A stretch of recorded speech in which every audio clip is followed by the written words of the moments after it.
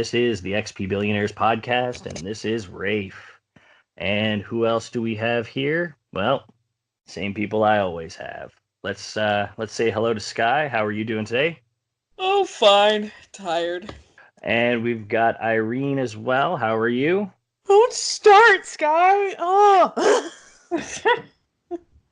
I'm fine. Wasn't yawning before Sky started.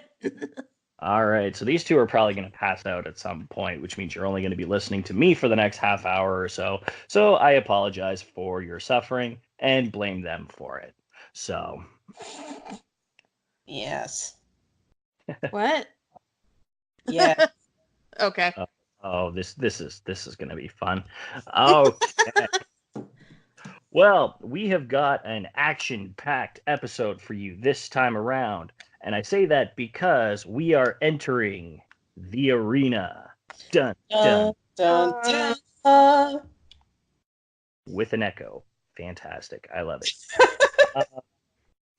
All right. So this week we're going to take a break from our regular discussion topics, and we're going to have just some good old-fashioned what-if fun. Here we are going to pit RPG characters against each other, and we're going to basically discuss them and vote on who would win in a fight between those two. That being said, we do have some ground rules on how the pairings were decided. First off, all the characters must have been playable within their respective game series. Each pair must have a common theme. So, for example, a similar class archetype, weapon preferences, something that just ties the two of them together. And then decisions must be explained based on skills alone. So you just can't pick your favorite. So, you got to be able to back up your reasoning based on what they are capable of doing. And if it's a character you're not familiar with, that's okay. Just say pass, let the rest of us discuss, and you can kind of decide based on what we're saying. At that point, we're just trying to convince you to vote either in our favor to break a tie or whatever. And lastly, the characters pitted each other cannot be part of the same franchise. Same developer, however, is acceptable. So that seems pretty straightforward. Now, that being said, we are going to be rolling the dice and randomly selecting our pairings. And I've got Sky in command of the die. Yeah. So, You without poor further without further ado, let's get that first roll. So, what is our first enemy pairing? Tyr McDowell from Suikoden versus Arizato Minato from Persona 3. So, the Masters of Death itself. Master with asterisks for Arisato because, I would say his powers wear him sometimes. Well, this is actually an interesting pairing. I'm not sure what to go with. If I'm gonna have to choose, I'm probably going to have to pick Minato. The simple reasoning being is that he can basically summon gods from pretty much any myth and any mythology. You can just summon Satan just because you sneeze the wrong way. So I just feel like that kind of power and that flexibility would definitely give him the edge. So my vote goes on Minato for that one. I mean, he does have the flex for sure. I would also say that, I don't know, Tyr's actually, trained somewhat, if I'm not mistaken, Sky.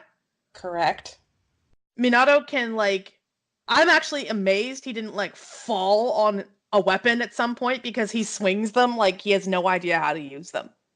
Which, makes sense because he doesn't. He's not a specialist in any weapon. You can equip him with literally anything. But in a hand-to-hand combat scenario as well, Tyr would definitely have the upper hand. And as powerful as the personas could be, all Tyr has to do is close the gap to really make them somewhat useless. Correct. Yeah, actually, you just made my argument for me. Tyr's martial skills will be way better than Minato's. Also, he'll have armor, and Minato will have, his high school uniform, so... Yes. And also, Tyr is actually crazy fast. Not ninja fast, but pretty fast. And this is also assuming, Minato can only hold 10 personas at once, right? Correct. So, This would assume that he has an array of personas that are specifically tuned to dealing with Tyr, which, okay, if he had advanced warning and understood what his skills were, possible, but highly unlikely. So it's possible that maybe Minato has like one persona that's fast enough to keep up with him, but it may not be physically strong enough to actually be able to take a hit. Yeah. I think Tyr's both powerful enough and smart enough to close the distance there. So long as he doesn't get hit first. Like it might come down to like who gets the first swing, to be honest, because like as Rafe pointed out, Satan is big. If Tyr gets hit in the face with that, and that's kind of game over. True, but one of those things too is again speed, Tyr's ability to dodge. Well, how about the soul and ultimately I'm not entirely sure how the Soul Eater rune would affect a persona. Because as we can see, it's supposed to be some sort of like extension It doesn't of need the self. But I'm wondering if it's an extension of Minato's soul, can the Soul Eater influence it? not necessarily, but it doesn't need to. All he has to do is disable Minato. It's sort of like the stands from JoJo's Bizarre Adventure. You don't necessarily have to fight the stand, you can just fight the stand user. Yeah. The or like the Masters and Servants from the Fate franchise. And Minato's far squishier than the persona itself. Yeah, I mean all it would take is, like you said, being able to close the distance, and Tyr's got enough speed that I think that's more than feasible. Okay. All right. I, Well, I guess it just kind of. I think you guys have 2-to-1'd it on me, no matter what. So I'm kind of in the middle, to be honest, because like if Minato gets the drop on him, he just blows Tyr away in one hit. But if he doesn't land that hit, then it's game over. Like that's the thing. It all depends on how that first exchange goes. He has to basically one-shot Tyr in order to win. And if he doesn't, then it's sort of like he's at a significant disadvantage. I don't think that's necessarily the case. I mean, when you think about it, the personas are manifestations of personality. Tyr's got literal divine power in his hand. Whereas the personas are more human perception of divine power. That's how I read it anyway. And especially since we get like I know this is not necessarily Persona 3, but into Persona 5, you can definitely see that the personas are representations of more the collective unconscious than anything else. Mm-hmm. I think Tyr's pulling from a much more direct power source, and even perhaps he's got some of the best magical control over a true rune that you see in the franchise. Oh, that's the thing. Yeah. Can Minato actually kill him without removing his arm? It's a good question. Cuz he's immortal, right? He's ageless. He's not immortal. But on the other hand, I don't think Minato has necessarily the same level of control Tyr does. No, and bit spoilerific territory. So skip ahead a few seconds for a few moments, if you will. Like Tyr gets the Soul Eater room and Rune immediately has control over it. Minato basically has Death wear him like a suit. Yeah. And somehow doesn't turn into a gibbering potato. Which he probably should have, to be honest. Well, and sometimes he literally does. Like when he does those, I forget what they call them in game, but when he the combos, and like he barely stays on his feet. It looks physically painful, and also I honestly think Minato is holding on by the skin of his teeth. Like, yeah, his powers are sort of like a shark that he's tried to like put a dog leash on, and that's how he's controlling them. Yeah. And there's a reason that Igor won't let him go past a certain level before he can actually start summoning personas properly. But yeah. Like his powers do wear him a little bit more than Tyr than Tears, because like even in his presentation, you can see their influence in his everyday interactions. Like from a character perspective, especially, I don't know if this was just a result of the writing or if it was just that they hadn't necessarily considered it, but you can see the influence of the personas a little bit more in that he's very different when based on whoever he's interacting with. Mm-hmm. He's a chameleon in many ways. While Tyr is more sort of centered in his personality, which really does make his his control over Soul Eater even more impressive. Yeah, it's hard to say, but I honestly on pretty much on martial skills alone, I'm pretty convinced Tyr would at least have the upper hand in this fight. I think I'm gonna have to give it to the experienced trained teenager versus the semi multiple personality disorder teenager. Yeah. All right. Well, then that settles it. So round one, we give it to Tyr McDole. Yeah, I wouldn't say that Minato can't hold his own, but Tyr just has a few too many advantages to tip the balance in his favor if Minato's not able to blow him away immediately. Yeah. Yeah. Okay, I'll give you guys that. That's fine. All right. Well, then let's say we switch it up. Let's roll the dice. Sky, give us our next challengers. All right. We have Kiryu from Yasuka versus Chie from Persona 4. Oh, Persona's coming up a lot today. Well, it's a good franchise, but then again, so is Yakuza. So I am super excited on this one. And why don't Irene? Why don't you start us off? Give us your first vote. Well, this is a bit of a difficult one because he's a man. He is just a man at the end of the day. But we've also seen him get hit with like bicycles and like pick up electric transformers and hit people with them. Like in combat, Kiryu is almost like super powerful. He can like grab a guy by his face and use him to like windmill 3 other guys before throwing him. So he does have significant strength. He doesn't necessarily have any like superpowers, which is I don't know. I think some of the stuff he's got is borderline Superman. Like a little bit. Like that's the thing. From a narrative perspective, he's definitely like just a normal human being. But you actually see him in combat, and it's like, well, I can't lift a motorcycle and throw it at a guy. I don't think the world's strongest man can do that.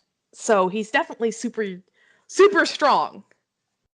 But on the other hand, you've got Chie, who is ostensibly a teenage girl, just a teenage girl. But she has her persona, which is, a clear advantage. And we've also seen her like kick shadows into the sun. So I don't know. All right. Well, I don't know. Like the thing with Chie's persona, Tomoe, and whatever it becomes after you max out her social link, they're still more built to be a martial persona. It was designed to be more of a physical type. It did have spells, but I remember Chie being more of a speed and physical attack. Oh, for sure. So that being said, I don't think the persona is really going to factor in much because it's still going to come down to like swinging with a weapon. Right. Yeah. So I don't think the persona's advantage is going to create much of an advantage here because not only is Kiryu adept at fist fighting, but he's also adept at fighting multiple people at once. Like he'll take on 100 guys on his own, and maybe sweat a little bit, maybe get winded. So, like they're both going to be fast. They're both going to hit decently, but even going toe to toe and not even factoring in, just the gender based, physical differentiation between the two. And I still think age. yeah, I still think Kiryu's got the advantage here, just because one, he's been fighting for way longer, whereas Chie, while practicing martial arts based off of movies and just all her favorite action flicks, I just think Kiryu's got a more battle hardened concept and I think it boils down like the last fight that it's just going to come with the experience is what's going to bring it down, because Tomoe will fly around, Kiryu will grab it by the leg, swing it a couple of times and throw it right back at Chie. And the other persona you're looking for, by the way, is Hadaeda no Okami, which is the upgraded version. Right. Okay. Yeah, I was not going to remember that. Yeah, it's a long one, and another fully armored, like double bladed, badass woman persona. I don't know. Is it possible for people to actually touch your persona? I would have to, like, at least from the point of impact, from the attack perspective. True. Yeah. Yeah, honestly, I'm gonna lean towards Kiryu as well. And in fact, I don't think it's even a contest in this case. Experience, I mean, Kiryu's probably twice her weight in muscle alone. Yeah, she is not big. And she might be faster than him, but honestly, I don't think she could do enough damage to him for that to make much of a difference. And the persona, if the persona was a better ice mage, I might reconsider this, but honestly, I don't think that ice magic is even enough to help. I completely agree there. I mean, Irene, what do you think? I mean, I think I'm leaning in that direction. I'm just thinking, is the sudden appearance of the persona enough to put him off his game? Because there's nothing similar. No. But at the same time, Majima jumps out of manholes and is in Yeah, a dress. He's well used to the weird. I don't think it would even phase him for more than a second. yeah. Wait till you get to like Yakuza 3 and Kiryu looking at Revelation stuff like that. Yeah, nothing shocks him anymore. Okay. Nothing. Well, as much as I like her, I think she just doesn't have the physical strength to really go toe to toe with him for that long. Like, she might give him a run for his money for a little bit, but She's one of those ones who might be able to take him in an unfair fight, like if she jumped him. Mm-hmm.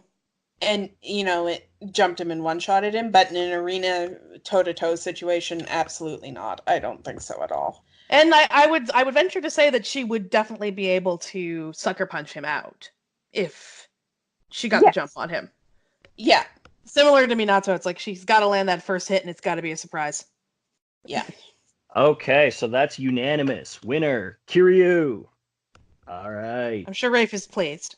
I'm don't get me wrong, I'm happy, but I do like both characters, and it's just this is really just a fun analysis. Yeah, no, one way or the other. You guys could just as easily prove me wrong one way, and I would switch my vote if you guys successfully do that. So, but fortunately, we haven't had to bust out the calculators yet. Yeah, let's try to avoid that. Hopefully, if we can. Let's do some math. All right. Well, I rolled. Yeah, let's do some easier math. Roll us up another contest. So the Demi-Fiend from Shin Megami Tensei Nocturne versus Laharl from Disgaea. Oh my god. All right. Well, Sky, you start us off on this one. Okay. So we have the Demi-Fiend, the Japanese teenager turned fiend who survived the end of the world and then became the most powerful being during the end of the world. Depending on your ending. What's the canon ending? The canon ending was that everything just went back to normal. Yeah, the neutral ending. He's basically got, if you put the work in and get the Megatamas, and you can build him any way you like. He becomes an absolute beat stick. And in Digital Devil Saga 1, he's like this special optional, super hard optional boss, and known as one of the most difficult bosses in RPGs ever. Yep. Been there, tried that. I cannot claim victory. Yeah. That was the worst experience of my life. Yeah, it is a mean fight. Ooh. Yeah. Now, Laharl, we have Prince of the Underworld, pretty powerful, big ego. What's his demonstrated powers? Significant amounts of sword skills. One of his biggest skills is that he can drop a meteor on the field. He also laughs while doing it, which I love. If there's one thing I love about Laharl, it's his maniacal laugh. It's probably the best maniacal laugh of any video game I've ever played. It's the best. Yeah, but we got to stick with skills. So I don't know. What's your vote? What do you think? In this case, I'm gonna go for the Demi-Fiend. Okay. Flexibility and personality. Like, honestly, Laharl would overextend himself almost immediately. that's the thing. Okay. He would overextend himself almost immediately because he thinks that Demi-Fiend would be a stepping stone on his inevitable path to greatness. And in a lot of the Disgaea games, he's correct, but like eventually that's not gonna he can't just breeze his way past everything. You know? Yeah. Like he can't eventually he's going to hit an obstacle that he can't overcome just with his sword alone.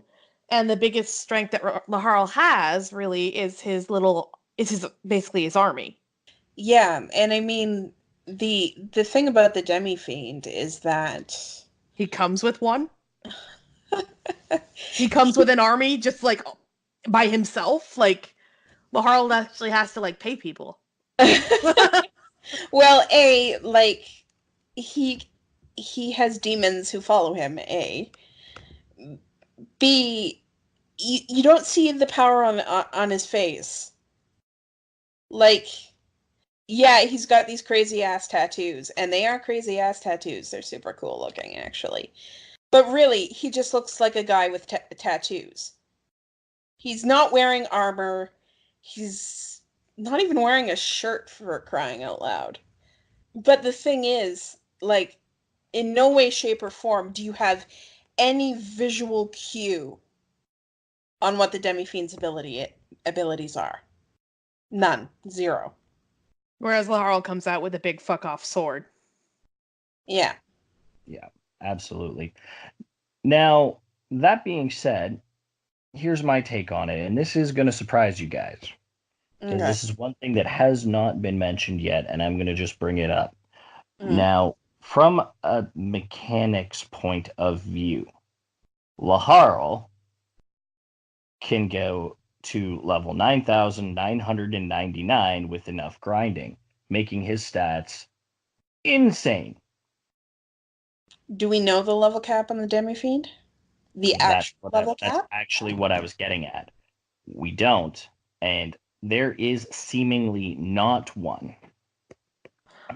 Because once you hit level 99 on the Demi-Fiend, you can still gain experience and level, but it doesn't ascend the level any higher, but you still get to add a new stat point. His power is basically limitless. Correct. Exactly. So I'm going to have to agree on that point alone. The Demi-Fiend can continue to progress, and even though Laharl can get insanely high, he still has a cap. Mm-hmm. Yeah, because like what was it? Boomstick from the Death Battle channel said, "What's half of infinity? In fucking finity." He's gone through some crazy hurdles. That I think would honestly just crush Laharl and his delicate ego. Yeah, I will have to agree with that. I probably give my point to the Demi-Fiend myself, so I'm less familiar with both of these characters, but I'm struggling to find, like, unless Laharl has like an ability that can wipe the field just by himself, I don't think he has what he needs to actually take out the Demi-Fiend. yeah, and even if he trained his magic like wide enough, there's only so wide I feel like it could get. And in theory, the Demi-Fiend can pretty much counter anything if he is built correctly. Mm-hmm. So yeah, I think point to the Demi-Fiend here. Yeah, I agree. Yeah, definitely another unanimous victory. So we've got the Demi-Fiend on the win. Yeah, so that is our first arena. I hope you guys have enjoyed the bouts.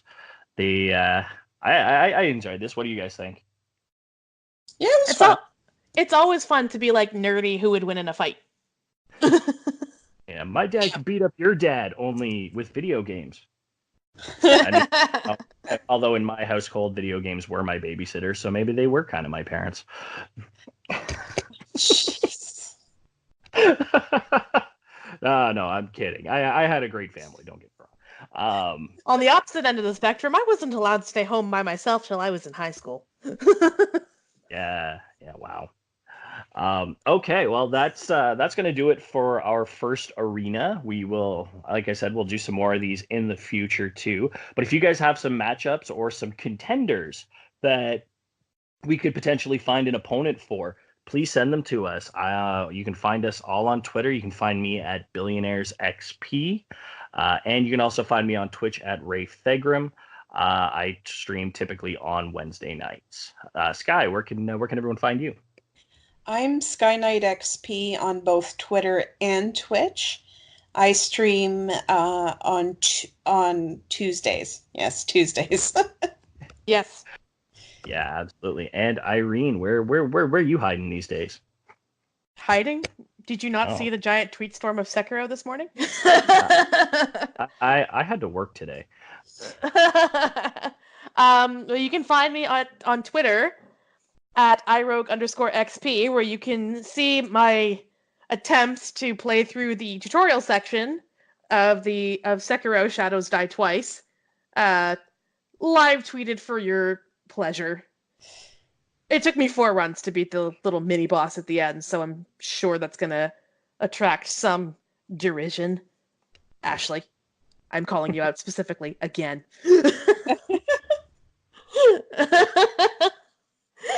I'm also irogue_xp on Twitch, and I stream on Thursday nights in general. Right now, we're going through Horizon Zero Dawn because Yeah.